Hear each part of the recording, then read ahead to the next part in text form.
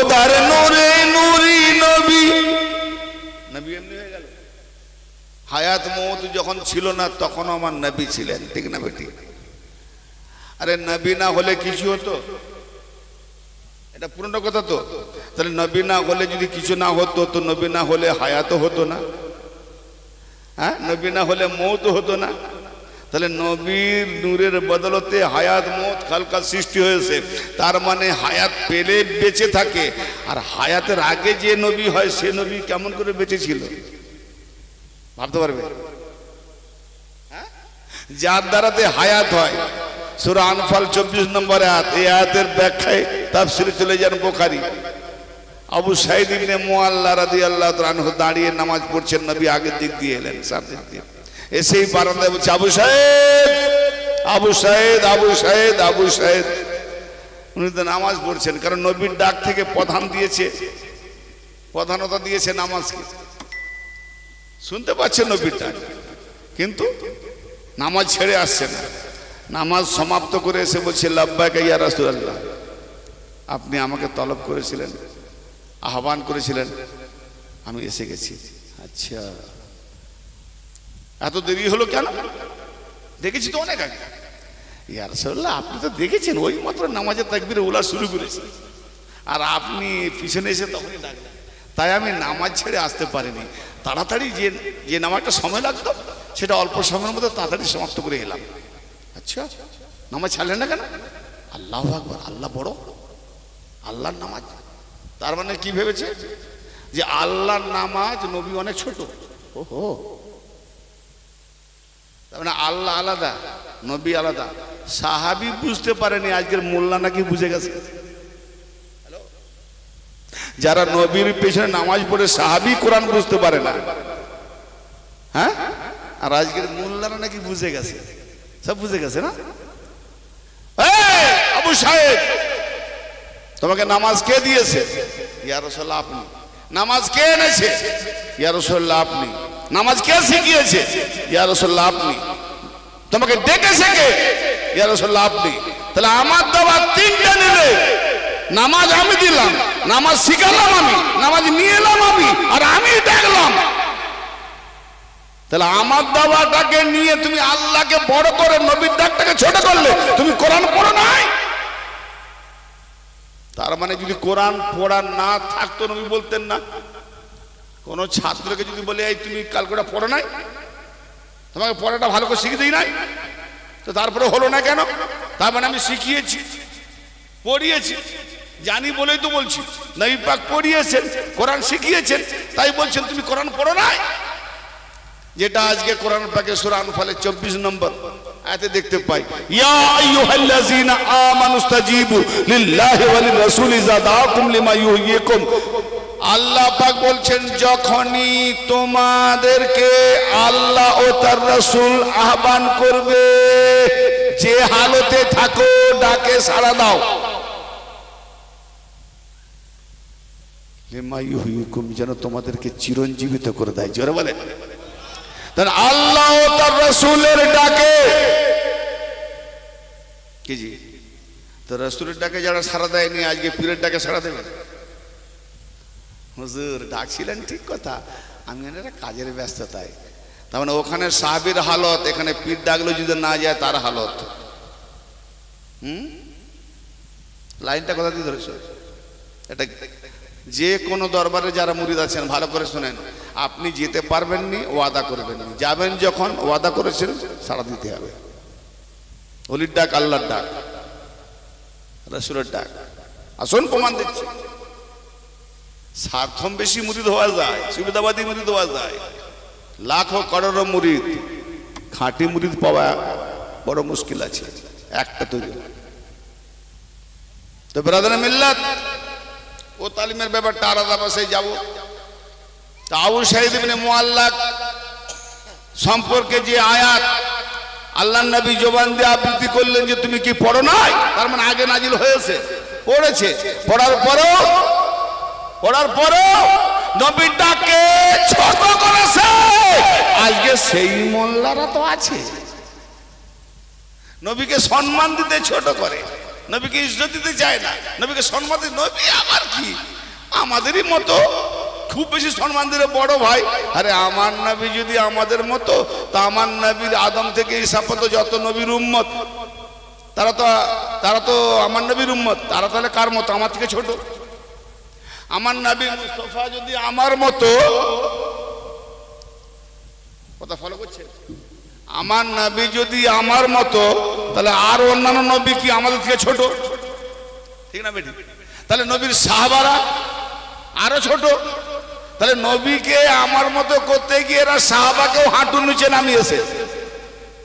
কি হায় হায় কাঠমুলবি সাহেব, অঙ্কটা যাচ্ছে কোথায়? তো ব্রাদার মিল্লাহ, আবু সাইদ ইবনে মুআল্লাকে ডাকা হলো, কোরআন কি বলছে? আচ্ছা, এখানে আবু সাইদ ইবনে মুআল্লাকে আল্লাহ ডেকেছিলেন না রাসূল ডেকেছিলেন? এই আল্লাহ আবার ঢুকে গেল এসে কোত্থেকে? কি বলছে? আমার কথা গৌর করছেন না অন্যদিকে মনস্কামনা হচ্ছে? ইচ্ছা দান থাকলে বলে দেবেন। আল্লাহ কি বলছে? ইয়া আইয়ুহাল্লাযীনা আমানুস্তাজিবু লিল্লাহি ওয়া লির-রাসূল। এ ঈমানদারেরা, যারা ঈমান এনেছো, আল্লাহ ও তার রাসূলের জন্য সাড়া দাও। ইযা দাআকুম, যখনই ডাকা হয় তোমাদেরকে,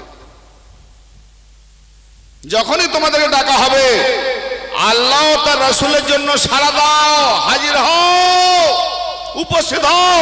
তো ইয়া রাসূলুল্লাহ, এ মালিক মওলা, ডাকলেন তো রাসূল, আপনি তো ডাকেননি, তো আল্লাহ রাসূল ডাকলেন। আর এখানে আল্লাহ আপনি জুড়ে গেলেন যে আল্লাহ রাসূল ডাকে। ডাক তো আওয়াজ পেয়েছে রাসূলুল্লাহর, আল্লাহর আওয়াজ তো ডবল পায় নাই। আল্লাহর আওয়াজ না পাওয়াতে আল্লাহ আপনি জুড়ে গেলেন। আল্লাহ বলতে যাচ্ছেন, ওরে কামবাকা, রাসূলের ডাকটাই আল্লাহর ডাক, ওলির ডাকটাই রাসূলের আল্লাহর ডাক। রাসূলের ডাক আল্লাহরই ডাক। এই জন্য আমি আল্লাহ বললাম যে আল্লাহ ও রাসূলের জন্য সাড়া দাও যখনই ডাকা হয়। আল্লাহ না ডাকলো, রাসূল ডাকলো, আল্লাহ ডেকেছে। তাহলে এখানে বুঝি দিয়া হলো আবু সাইদকে যে আমি ডেকেছি, আল্লাহই ডেকেছে। অতএব তুমি নামাজ ছেড়ে আসো। তার মানে নামাজকে প্রাধান্য কারা দিচ্ছে? আমি নামাজ উঠে দিচ্ছি না, কিন্তু নামাজকে এতটাই প্রাধান্য দিয়ে যাচ্ছে যে নবীর ইজ্জত কমিয়ে দিচ্ছে। আরে নবী না হলে তো তোমার নামাজই হবে না, কারণ নামাজটাই হচ্ছে মুহাম্মাদি সুরতে নামাজ। সারা জীবন নামাজ পড়লে এখনো কিয়াম কদর রুকু সাজদা, আর পর্দার ভেতরে একটা আছে নিয়ত, 5 মোকাম 5 অঙ্গ 5 ওজুদ জানলে না, শুধু ঠুকেই গেলে। আজাজিল অনেক ঠুকেছে, সব বেকার হয়ে গেছে। যেখানে ঠোকাবার, যারা ঠুকেছিল সব কাজে লেগেছে। আজাজিল ঠুকেনি, বরবাদ হয়ে গেছে। তো ব্রাদার মিল্লাত, এখানে আমরা ঠোকার আগে একটা কথা বলি।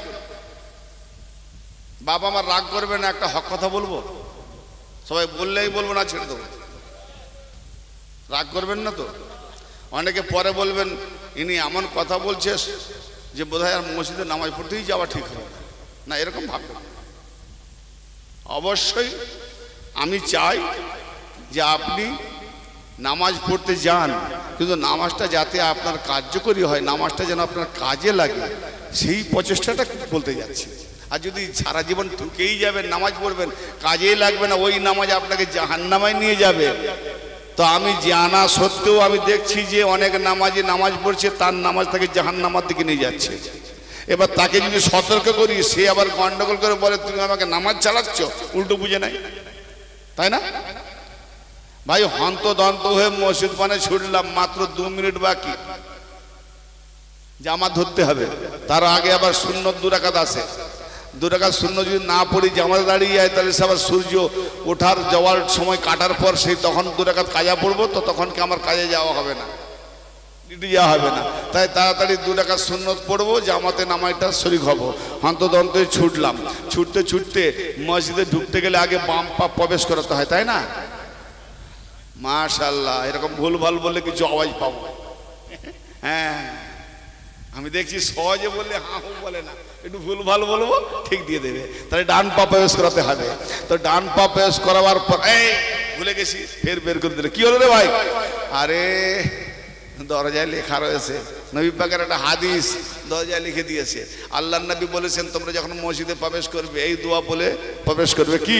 আল্লাহুম্মা ফতাহলি আবওয়াব রাহমাতিকা। কি ঠিক বলছি? আল্লাহুম্মা ফতাহলি আবওয়াব রাহমাতিকা, হে আল্লাহ আমার জন্য রহমতের দরওয়াজা খুলে দাও। আচ্ছা, রহমতের দরওয়াজা খোলা নেই ভাই। মসজিদের দরজা যদি খোলা না থাকে আমি ঢুকবো কেমন করে? না, কোন দিকে তাকাচ্ছেন আমি বুঝতে পারছি না কিছু। আপনারা যে কোন দিকে তাকাচ্ছেন আমি তো বুঝতে পারছি না। ওয়াজ করছি আমি না, না আমি দেখছি অনেক চেহারা ওইদিকে তাকাচ্ছে, কে আসছে তাকে দেখতেছে, এই সার্কাসের মতো। কিন্তু আমি যে প্রশ্ন করলাম সেটা উত্তর পেলাম না। তার মানে অন্যদিকে তাকালে উত্তর পাবো? আমার জন্য রহমতের দরওয়াজা খুলে দাও বলে আমি প্রবেশ করলাম। তো রহমতের দরওয়াজা খোলা না থাকলে ঢুকতাম কি করে? মসজিদ কার ঘর? আল্লাহর ঘর। তা আল্লাহর ঘরের দরজা খোলা আছে, তো তাহলে রহমতের দরজা খোলা আছে। তাহলে আবার বলছি রহমতের দরজা খুলে দাও। বাবা আমার কথাটাকে বোঝেন। রহমতের দরজা খোলা আছে, আবার বলছি আল্লাহ আমার জন্য রহমতের দরজা খুলে দাও।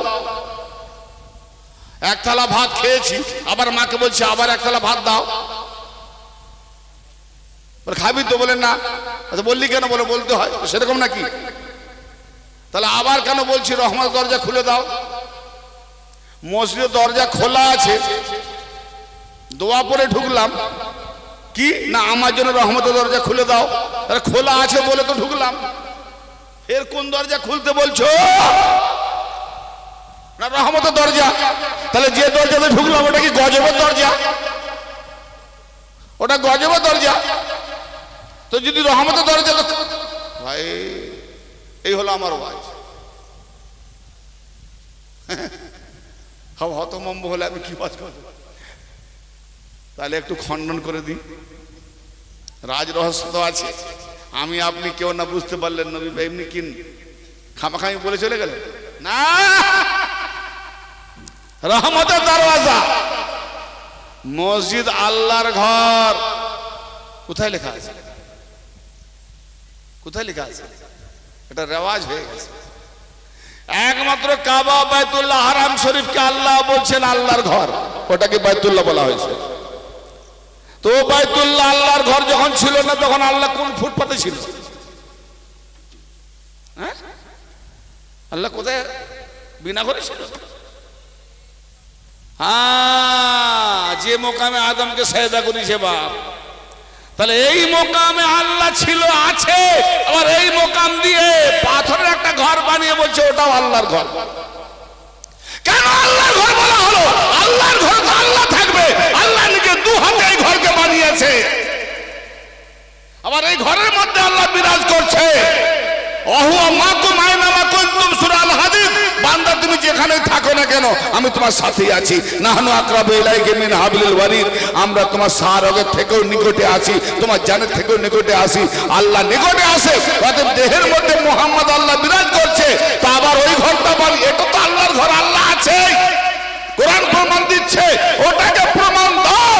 ওটা আল্লাহর ঘর কেন বলা হলো? কেন ওখানে তো আল্লাহ থাকে না? কাবা ঘরে আল্লাহ থাকে?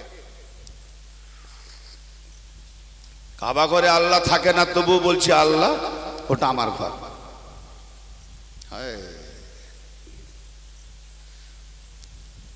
আল্লাহ তার ওলিকে কত ভালোবাসেন।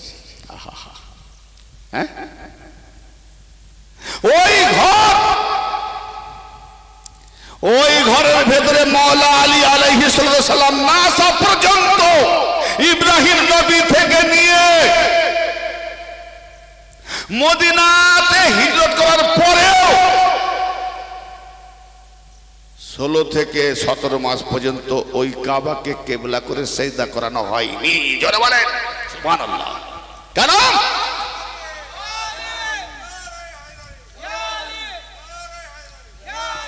কেন করে না হয়? আল্লাহর ঘর। ইব্রাহিম আলাইহিস সালাম থেকে নিয়ে কখনো মুসার ঘরকে কিবলা করা হয়েছে, কখনো ইসমাইলের ঘরকে কিবলা করা হয়েছে, কখনো ইব্রাহিমের ঘরকে কিবলা করা হয়েছে, কখনো ঈসার ঘরকে কিবলা করা হয়েছে, কখনো দাউদ নবীর ঘরকে কিবলা করা হয়েছে। তখনকার যারা যারা নবীর উম্মত সেই নবীর ঘরকে কিবলা করে নামাজ পড়েছে। তাহলে আল্লাহর ঘর তুমি যখন বানিয়েছো ইব্রাহিমকে দিয়ে, তো ইব্রাহিমকে দিয়ে বানাবার পরে তোমার ঘরকে কেন তুমি কিবলা বানাও নাই? এই জন্য বানাইনি যে আমি আল্লাহ, আল্লাহ ওয়ালিউল মুমিনিন, আল্লাহ হলো মুমিনদের ওয়ালি। অতএব মুমিনদের ওয়ালি যখন আল্লাহ, তো ওই ঘরে যখন আল্লাহ নাই কি করে কিবলা বানাই? তো আল্লাহ ওয়ালা না পাঠানো পর্যন্ত আমি কিবলা বানাতে পারবো না। তাই মাওলা আলী আলাইহিস সালামকে ওই ঘরে পাঠানো হলো। অতএব যেই পাঠানো হলো ওই ঘরটা আল্লাহর ঘর, কিবলা হয়ে গেল।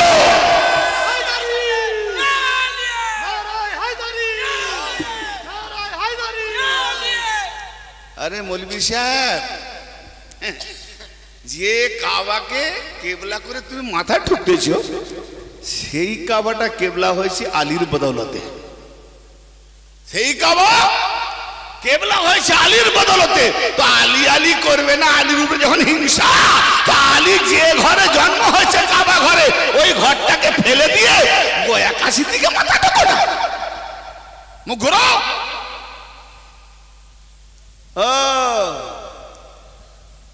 আলী হলেন আবু তোরাব, মানে মাটির বাপ।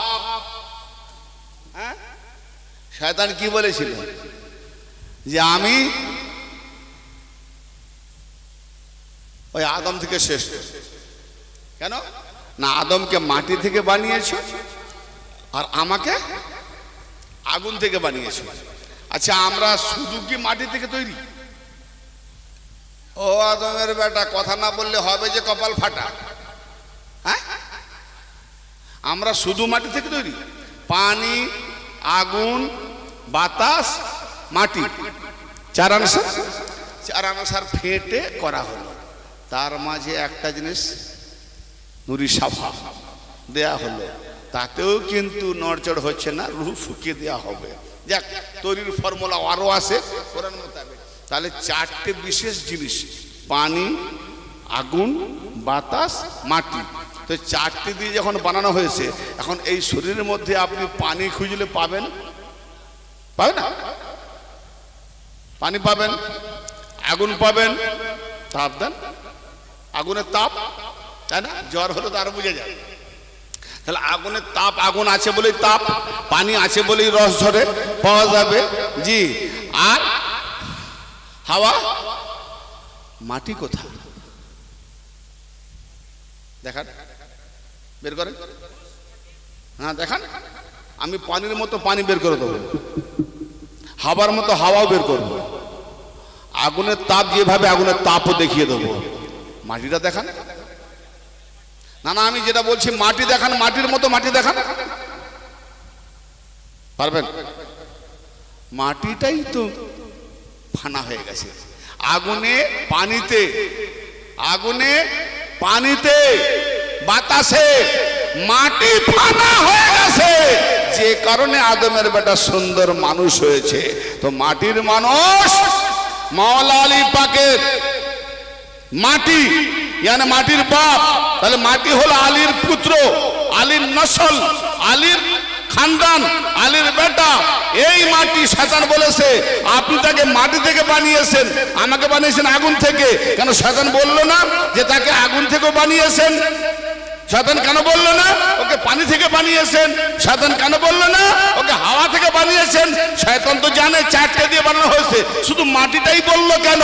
এই জন্য বললো যে আলীর বেটা মাটি, তাকে যখন সাজদা করতে বলেছো, অতএব আমরা আলীর বেটা মাটিকে সাজদা করা মানে তার বাপ আলীকে সম্মান দেওয়া। আলীকে সাজদা করব না, আলীর বেটাকেও সাজদা করব না, তাতে শয়তান হয়ে যাব। বলে বোঝেন, আলীর বেটা মাটির তৈরি করা আদমকে আজাজির সাজদা না করার জন্য যদি শয়তান হয়ে যায়, যারা আলীর খুব দুশমনি করে, আলীর বিরুদ্ধে যারা দুশমনি করে, এরা তো ওই শয়তান থেকে আরো বড় শয়তান হয়ে যায়। ঠিক না বেটি? মাটি কেন বললো? এই জন্য বললো আলীর বেটা। আলীকে যখন সম্মান দিন তার বেটাকে সম্মান দেবো না? তাহলে যারা আলীর বেটা আদমকে সম্মান দেয়নি, মাটি থেকে তৈরি, সে যদি শয়তান হয়, যারা আজ আলীর দুশ্মনী করছে আলীকে সম্মান দেয়নি, এ তো বড় শয়তান। এ হলো মানুষ শয়তান, মৌলবী শয়তান। হ্যাঁ, আলীর ইনকারকারী, আলীর বিরোধীকে যদি কোরআন হাদিস মোতাবেক শয়তান দলিল না দেখাতে পারি তো আমার জন্ম নসল হারাম। এর থেকে বড় কথা হবে? আর সোশ্যাল মিডিয়া ছেড়ে দেবেন, আমার জন্মের তাসির হারাম। দলিল না থাকলে ইমতিয়াজ কথা বলেন না। বেরাদারে মিল্লাত, গৌর করেন, এই কাবা কেবলা কে আল্লাহ পাক ঘর বলেছেন। তার মানে আলী এসেছে, আলী আল্লাহর ওলি, আলীর চেহারা আল্লাহর চেহারা, আলীর চোখ আল্লাহর চোখ, আলীর হাত আল্লাহর হাত। আর নাজার ইলা ওয়াজহুন আলীন ইবাদাত, আলীর চেহারা দেখাটা ইবাদত। জোরে বলেন। আচ্ছা, আলীর চেহারা তখন যারা ছিল মান্যকারী তারা দেখেছে, আজকে আমরা আলীর চেহারা দেখবো কি করে? না দেখলে তো আমাদের ইবাদত হলো না। আলীর চেহারা যারা দেখেছিলেন তাদের ইবাদত হয়েছে। আজকে তো আলী হায়াতে নেই, পর্দায় আছেন, তার চেহারা না দেখলে আমরা ইবাদত থেকে বঞ্চিত হয়ে গেলাম। তাহলে কত বড় একটা নিয়ামত থেকে আমরা বঞ্চিত হয়ে গেলাম কি? কিন্তু আমার নবী বলছেন না, আলী হলো সমুদ্র, অতএব আলীর সাজারা থেকে যত ওলি আসবে সেই ওলির চেহারা দেখাটা আলীর চেহারা দেখা হবে। জোরে বলেন। এই জন্য মুরিদ করার পর মেন জায়গাটাই ওয়াহদাহুল্লাহ শারীকের ইবাদত। যদি এটাকে কেউ মোরাকাবা মুশাহাদা করে নিয়েছে তো নামাজে দেখবেন গরুর খেয়াল, ব্যবসার খেয়াল, টাকার খেয়াল, বাড়ির খেয়াল, বিবির খেয়াল, ছেলে সব খেয়াল আসবে। কিন্তু এটা যদি একবার গেঁথে যায় এমন মোরাকাবা মুশাহাদা হবে, শুধু নবী পাকের সঙ্গে বসে বসে ওয়াজ করেনি আলাইহি আমার মতো কথা বলবেন। জোরে বলেন। জি, একটা তো মসজিদ আল্লাহর ঘর নয়, মসজিদ হলো সাইদার জায়গা। হ্যাঁ, যেটা আল্লাহর ঘর সেই ঘরে ভেতরে ইবাদত হয় না। ঘর করেন, কাবা ঘর আল্লাহর ঘর না, সেই ঘরের ভেতরে ইবাদত হয়? হয়? হ্যাঁ না বলেন? কেউ হয়ে যায় না? পর্দায় দেখেন না? টিভির পর্দায় দেখেন না? মোবাইলের স্ক্রিন দেখেন না? কাবা ঘরের চতুর্দিকে ঘুরছে, কাবা ঘরের চতুর্দিকে দাঁড়িয়ে গেছে। কাবা ঘর হারাম, কাবা ঘর আল্লাহর ঘর, তাকে রেখে সবাই ইবাদত করছে, সেজদা করছে, তোয়াফ করছে, কিন্তু সেই ঘরের ভেতরে ঢোকে ঢোকে ঢোকে না। তাহলে আল্লাহর ঘরকে রেখে ইবাদত করতে হয়, তাহলে আল্লাহর নবীকে দিয়ে বানানো হলো, আর সেই ঘরে এলেন আলী। সেটা যদি আলী আসাতে আল্লাহর ঘর, তাকে রেখে ইবাদত করা, মাটির পাথরের তৈরি করে ঘরকে রেখে যদি ইবাদত করতে হয়, তার নাম যদি হজ হয়, তা আল্লাহর ওলিকে সামনে রেখে ইবাদত করলে এত বড় হজ হবে।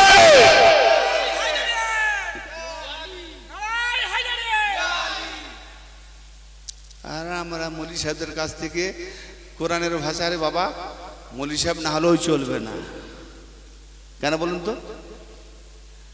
মৌলী সাহেব আমার বাপের বিয়ে পড়িয়েছিল, না পড়ালে মা বাপের বিয়ে হতো? তাহলে এটাও লাগবে। কিন্তু কথা হচ্ছে মৌলবী সাহেব হোক, মুফতি সাহেব হোক, আর পীর সাহেব হোক, এই সাহেব হোক, সবাইকে আসল হাকিকতে, মারফতে, তরিকতে, শরীয়তের মধ্যে থেকে, দায়রার মধ্যে থেকে না জানলে অন্ধ হয়ে যেতে হবে। কারণ আমার একটা ভুলের জন্য 10 জন ব্যক্তির গুমরা হয়ে যায়, তো সেই 10 জন ব্যক্তির গুমরার সাজাটা সে তো নেবে, যারা না বুঝে ওর পেছনে ঘুরছে সেও সাজা নেবে। তাহলে আলীর ঘর কে বলা হলো আল্লাহর ঘর, যেন আলী যে ঘরে এসছে। আচ্ছা, অনেকে প্রশ্ন করতে পারেন যে আল্লাহ থেকে, আলী থেকে কি নবীর মর্যাদা কম? আমাকে প্রশ্ন করেছিল একজন। আমি কেন বলুন তো? না, আপনি যেটা বললেন এটা কতটা যদিও হাদিসে আছে তাওয়াত্তুর ভাবে, কিন্তু আমার বিবেকে বাঁধছে না। আমি বলো, খুলে বলো। না আল্লাহ নবীর মর্যাদা আলী থেকে কম না বেশি? আমি বলি না, নবীর মর্যাদা অনেক বেশি। আমার আলী থেকে নবীর মর্যাদা অনেক বেশি। নবী না হলে তো আলী হতেন। তাহলে নবী পাককে কেন আল্লাহ কাবা ঘরে পাঠালো না? অত মর্যাদাশীল সমস্ত নবীদের নবী, তিনি কেন কাবা ঘরে এলেন না? তাকে আল্লাহ পাঠালেন না কেন? আর আলীকে পাঠালেন? প্রশ্নটা তার দারুণ হয়েছে। আমি বললাম শোনো, আল্লাহ পাক দুটো হারাম শরীফ করেছেন, মানে হারাম মানে পবিত্র স্থান। জি, নবী পাকের ঘর সেটাও হারাম, হাদিস পাকে আসছে। আর আল্লাহ পাকের যে ঘর কাবা বাইতুল্লাহ ওটাও হারাম শরীফ, হাদিস আর কোরআনে আসছে। তা এখন কথা হচ্ছে, যদি কাল নবীর বেটি ফাতেমা সালামুল্লাহ আলাইহা একবার যদি মুখ দিয়ে বলে দেয় যে আমি নবীর ঘরে এসেছি, আমি নবীর ঘরে এসেছি, তা আমার আলী যদি আল্লাহর ঘরে না আসতো তাহলে আলী ছোট হয়ে যেত। হ্যাঁ না বলছেন না? আপনারা কি এর নাম ওয়াজ শোনা? আমি বুঝতে পেরেছি, মানে এত মাথায় ডুবে যাচ্ছে কথাগুলো, লোড নিতে নিতে ডুবে যাচ্ছেন, হ্যাঁ বলার মতো শক্তি দাঁড়িয়ে। আমি বুঝতে পারছি শ্রোতা নিচ্ছে, যে কারণে ভাবান্তরে ডুবে যাচ্ছে, ভাবান্তরে ডুবে যাচ্ছে। কথা বোঝেন?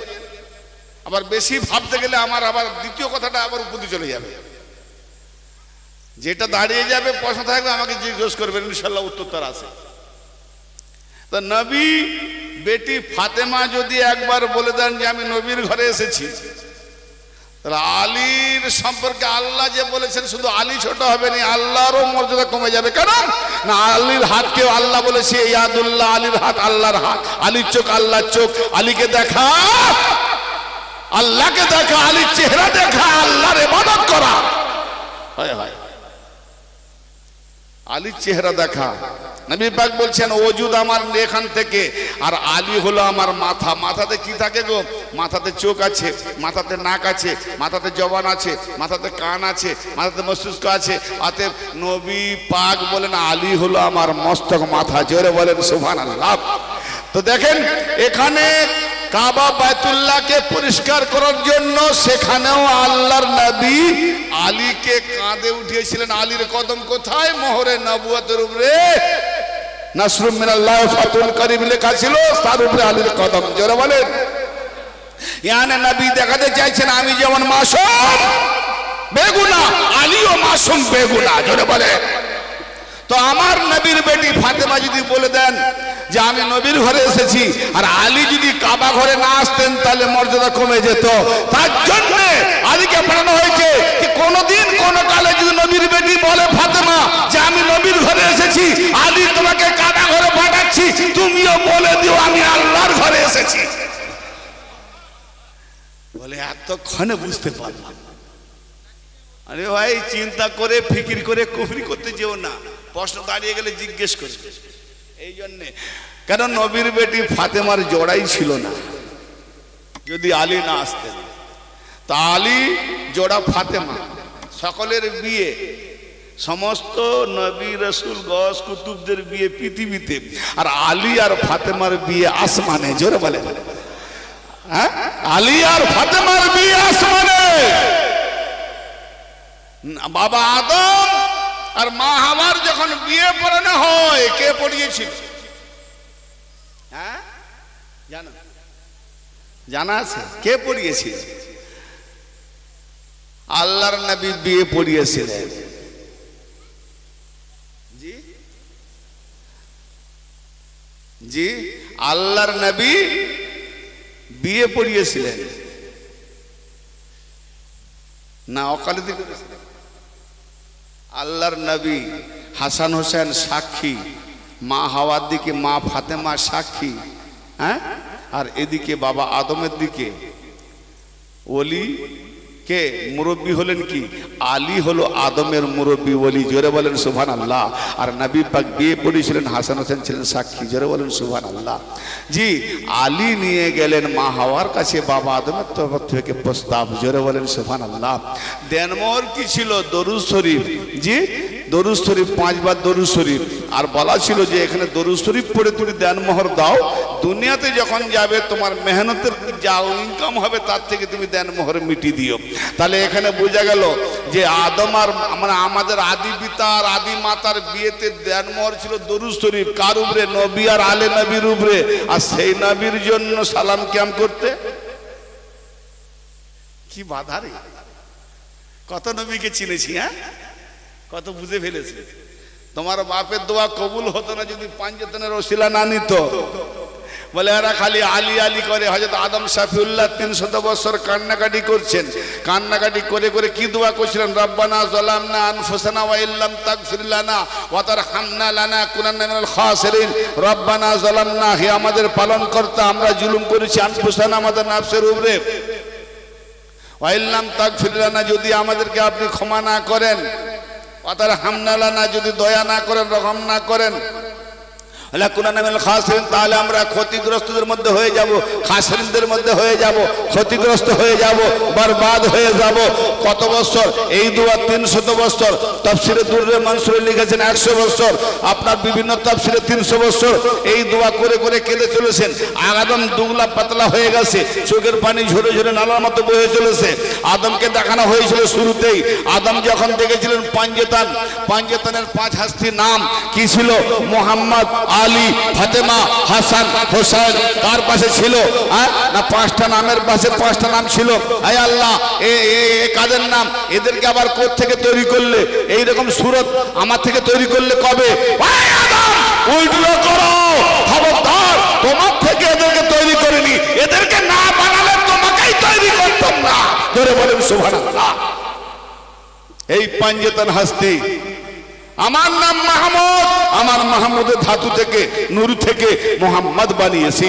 আমার নাম ফাতির, ফাতিরের নূর থেকে ধাতু থেকে ফাতেমা বানিয়েছি। আমার নাম আলা, আলার নূর থেকে ধাতু থেকে আলী বানিয়েছি।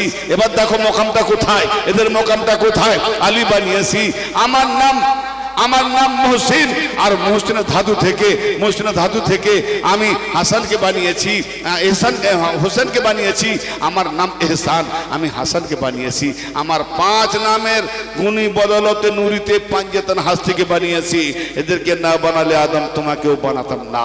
অতএব আদম জেনে রাখো, কোন কালে কোন সময় তুমি যদি কোনো গোনা করে ফেলো, ভুল করে ফেলো, অন্যায় করে ফেলো, তওবার দরকার হয়ে থাকে, তোমার বংশধরগণের যদি কোনো রকম তওবার দরকার হয়ে থাকে, গুনাহ মাফির দরকার হয়ে থাকে, ক্ষমা প্রাপ্তির দরকার হয়ে থাকে, তাহলে এই পাঞ্জেতান মুহাম্মদ, আলী, ফাতেমা, হাসান আর হোসেনের ওয়াস্তে যখনই আমার কাছে তাদের ওয়াস্তে, পাঞ্জেতানের ওয়াস্তে দোয়া চাইবে, আমি আল্লাহ সঙ্গে সঙ্গে তোমাদের তওবা কবুল করে নেব। যার আয়াতে কারিমা সূরা বাকারার 37 নম্বর আয়াতে আজও কোড রয়েছে, ফাতালাক্কা আদম মির রাব্বিহি কালিমাতিন ফাতাবা আলাইহি ইন্নাহু তাওয়াবুর রহিম। আল্লাহ পাক আদমকে কতগুলি কলেমা শিখিয়েছিল, সেই কলেমার বিনিময়ে আল্লাহ পাক আদমের তওবা কবুল করেছিল। আল্লাহ তওবা কবুলকারী বড় মাগফিরাতওয়ালা। আব্দুল্লাহ ইবনে আব্বাস রাদিয়াল্লাহু তাআলা আনহুমা একদিন রাসূলুল্লাহকে জিজ্ঞেস করছেন, ইয়া রাসূলুল্লাহ, ইয়া হাবিবাল্লাহ, আদমকে যে কতগুলি কলেমা শেখানো হয়েছিল, সেই কলেমাগুলি কি ছিল নবী? ইয়া রাসূলুল্লাহ, কি ছিল কলেমাগুলি? তা আমার নবী বললেন যে সেই কলেমাগুলি ছিল আমি মুহাম্মদ, আলী আর ফাতেমা, হাসান, হোসেন। এর বলেন সুবহানাল্লাহ। এই 5 নামের বদলতে এখন বলুন আলী ফাতেমা, আলী আলী আলী, ফাতেমা ফাতেমা, হাসান হাসান, হোসেন হোসেন, এইসব করলে যদি কেউ ফাতোয়া দেয় শিয়া, বলি ওরে আদমের বেটা কপাল ফাটা, তোমার ড্যাডি জান শিয়া। কেন? সে যদি এই ফাতেমা পাঞ্জেতানের ওয়াস্তে দোয়া না করলে তোমার ড্যাডি জানকে আল্লাহ ক্ষমা করতো না। আদম ক্ষমা পেয়েছে পাঞ্জেতানের ওয়াস্তে, তাহলে পাঞ্জেতানি আমি আগে নয়, পাঞ্জেতানি তোমার বাপ আদম আগে। কারণ পাঞ্জেতানির ওসিলা নিয়ে বাবা আদম দোয়া চেয়েছে। ঠিক না ভাই? ঠিক কথা বোঝা গেল না? পাঞ্জেতানের ওয়াস্তে আগে কে দোয়া চেয়েছে? বাবা আদম। তাহলে যদি পাঞ্জেতানকে মানলে শিয়া হয়, তাহলে বাবা আদম শিয়া, আর তার বেটা মোল্লারা যারা ফাতোয়া দেয় এরাও তো তাহলে শিয়ার বেটা। হ্যাঁ, আলীর উপরে এত হিংসা, তা আলীর বেটা মাটি, তো আলীর বেটা মাটিকে হিংসা করে যেমন আজাজিল শয়তান সেজদা করেনি, তুমিও আলীর উপরে হিংসা করে সব ফাজাল ছেড়ে দিয়েছো, হিংসা করছো। তো বেকুব মরে যাওয়ার পরে বলিস না যেন তার মাটিতে কবর না দেয়, কেন ওই মাটিটা তো আলীর বেটা। তাহলে কবরে যাবি কোন লজ্জায়? পুড়িয়ে দিতে বলবি, জ্বালিয়ে দিতে বলবি, কেন আলীর বেটা মাটি, তো মাটিতে থাকবি কি করে? তার বিরোধিতা করবি, তার জায়গায় থাকবি, আবার তার খাবি। হ্যাঁ, আগুন কি করে যা দেবে পুরো গ্রাস করে সব পুড়িয়ে দেবে। এ হলো আগুন শয়তানের বাচ্চা, আর আমরা হলাম মাটির বাচ্চা। কেন না আমরা আলী আলী এই জন্য করি, এক দানা মাটিতে পুঁতে দিলে এই মাটিটা সিনা ফেরে আলীর বদৌলতে 70 দানা বের করে আমাদের পেট ভরিয়ে দেয়, ঠিক না? কার বদৌলতে খাচ্ছে বেটা, কার বদৌলতে খাচ্ছে? কি গো, কিন্তু হিংসা বশত নিজেদের দোকান চালাবার জন্য বাস তাদের ফেজাল বললেই শিয়া। আর এই কথাগুলো তোমাদেরই তো কেতাবে আছে, কোরআনেও আছে, হাদিসে আছে, এগুলোকে ঢেকে দিয়ে এড়িয়ে পালাচ্ছ কোথায়? আলী সে বচনা হ্যায়, আলী সব জায়গায় আছে, এক জায়গায় নয়। কোথায় গো? সব জায়গায় আছে, এক জায়গায় নাই, আর থাকবেও না। আলী জাহান্নামে থাকবে। अगर अली से बचना है तो मौलवी जहन्नम में जाइए, वो अली नहीं मिलेगी। बाकी तुम যেখানে যাবে আলী পাবে, আলী ছাড়া কোনো কথাই নেই। আমি যদি আলীর টপিক না শুরু করি না 10 রাতে কোরআন হাদিসের উপরে, নবীকে তুমি যে মোকামে নিয়ে যাবে সেখানে আলী ছাড়া নবীর মোকাম পূর্ণাঙ্গ হয়নি। সব যুদ্ধের ময়দানে ব্রাদার মিল্লাত সেই মসজিদে পা ঢুকালে কি বললে? এ আল্লাহ আমার জন্য ফিরে এলাম, আবার আমার জন্য রহমতের দরজা খুলে দাও। মসজিদের দরজা খোলা আছে, তবু রহমতের দরজা খুলতে বলছি। এ আল্লাহর বান্দা যাচ্ছে আর আসছে, একবারও ভাবেনি মসজিদের দরজা খোলা আছে, তারপরও আল্লাহর রহমতের দরজা বারবার খুলতে বলি যখনই ঢুকি। এটার মানে কি একবারও জিজ্ঞেস করিনি। এখন ইমামকে জিজ্ঞেস করে না, হয়তো সে না জানলে বলবে ওসব জানতে হবে না, নামাজ পড়ো না তুমি, ওসব পরে জানবে। কিন্তু না ভাই, সোজা কথাই বলবো যে আমার জানা নাই, ঠিক আছে আমি জানার চেষ্টা করছি, তোমাকে বলবো। আচ্ছা, আল্লাহর রহমত দরজা আমাদের জন্য খুলে দাও, আগে রহমতটা কি জানতে হবে তো, কারণ রহমতের দরজা, রহমত না হলে দরজা হয় না। আল্লাহুম্মা তাহলি আবওয়াবা রহমাতিকা, হে আল্লাহ আমার জন্য রহমতের দরওয়াজা বন্ধ করে দাও, হ্যাঁ খুলে দাও।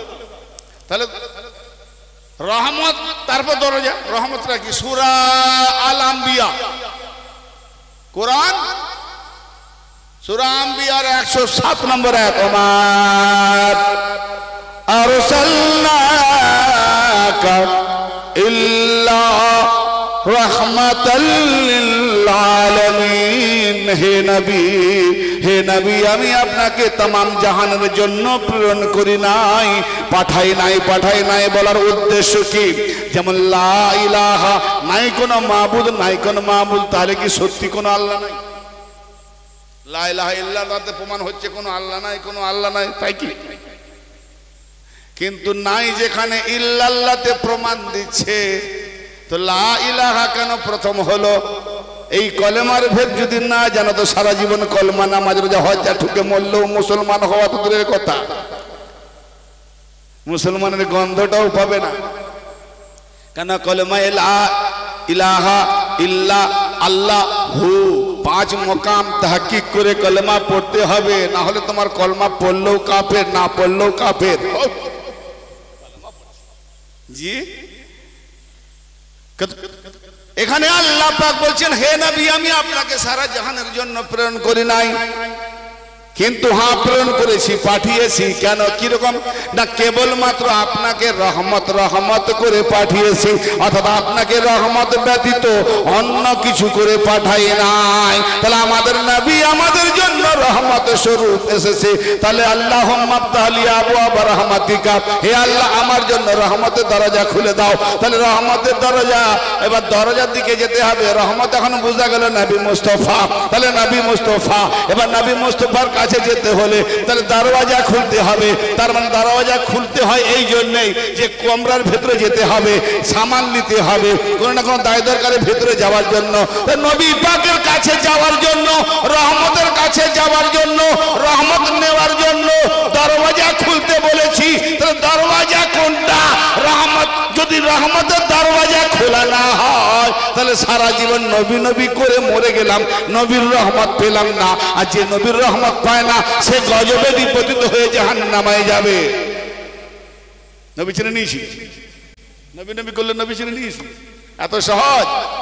রহমতের জায়গায় যেতে গেলে দরওয়াজা খুলতে হবে। কেন? তুমি নিজেই বলছো ভাই আমার জন্য রহমতের দরজা খুলে দাও, তা আল্লাহ জিজ্ঞেস করবে তুমি বারবার পড়ছো আর ঢুকেছো, রহমতের দরওয়াজা কোনদিন খুঁজেছো? কি জবাব দেবে?